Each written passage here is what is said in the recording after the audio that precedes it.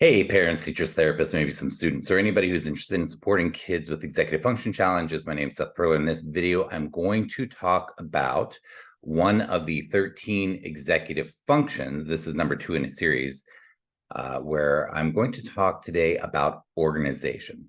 So if we imagine executive function, we can think about this thing called organization. The executive function is where in the prefrontal cortex of the brain, the front third of the brain, this part of the brain generally is believed to help us with what's called executive function. And different experts, as I always say, define it differently. I talk about 13 executive functions. Some will say 5, 3, 10, 8, whatever.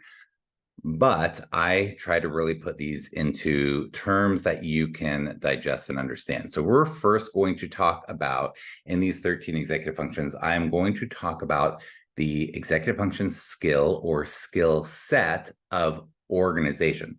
And the reason I'm going to define this for you is because when you hear my definition and how I explain it, it will help you to help the students that you're trying to be helpful to. So let's go ahead and take a look at the definition. After I show you the definition, I am also going to show you how this will show up. So I'm going to show you some of the things that I see most commonly so that you can really clearly identify if this is an area of challenge.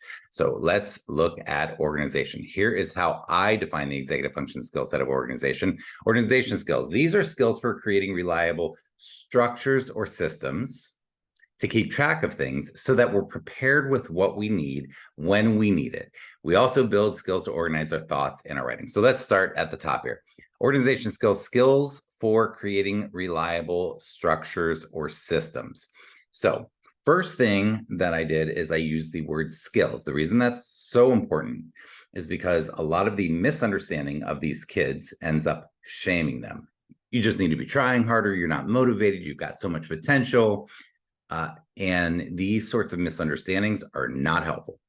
So when we understand that these are skills that can be built and developed, that's a much different frame that we can really be more helpful. So first thing is that we're starting off with the word skills. So organization skills are skills that one can build for creating reliable structures or systems. Now I want to talk about the word reliable.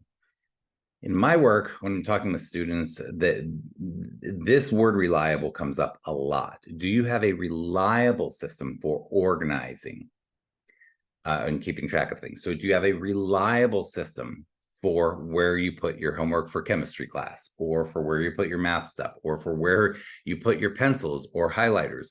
Do you have a reliable system, something that's reliable, where you can find the things you need, you can keep track of the things, that you can be prepared to have what you need when you need it? Okay, so skills for creating reliable structures or systems. Now, I use the word structures or systems because organizational structures or organizational systems are structures or systems. They're things that we've thought through. Now, what's really interesting here is that a lot of times we may perceive a student as being really disorganized, but if you look at their hobby areas, the things they're really interested in, there is a method to the madness. And this is great to know because they are, in fact, using executive function in different areas of their life already. So the question then becomes, how do we help them transfer those skills to the other areas where they will need those? But that is really, really a powerful thing for you to know, that you can help them connect those dots.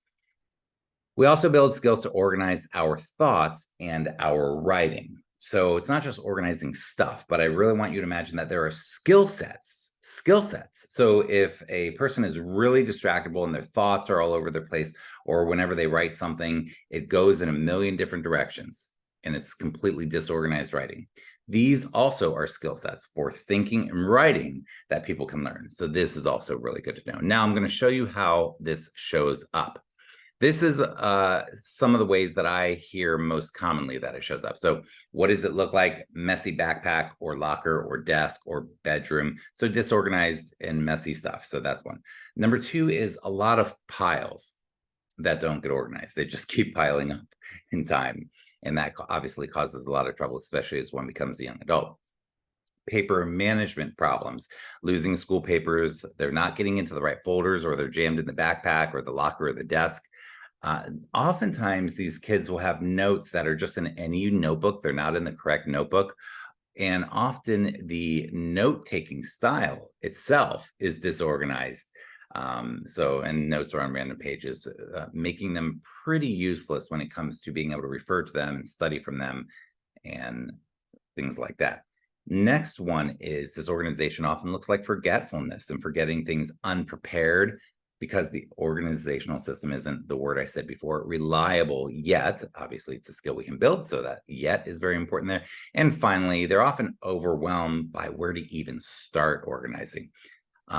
So they don't want to start organizing or cleaning or managing or maintaining. Like, it's really hard for them to know, like, if it's like time to clean their room, what does that mean? They need compassion and empathetic guidance and learning systems for doing this, as opposed to like this abstract clean your room, which really is a lot of subtasks that can feel very overwhelming. So they might be overwhelmed. Also, the written assignments may be very disorganized, go in a million directions, as I said before, and often disorganized thoughts. Anyhow, my name is Seth Perler. I'm glad you're here. This is my site here, sethperler.com. And I have another site called executivefunctionsummit.com where I interview some amazing human beings in the executive function world. And you can find me on YouTube. You can find me on podcasts and all the places. If you like what I'm doing, please share it with somebody today. But I'm interested in your comments. When you think about defining the executive function skill set of organizing, how might you define organizing? How could you describe it to a child? Like, what's your best definition?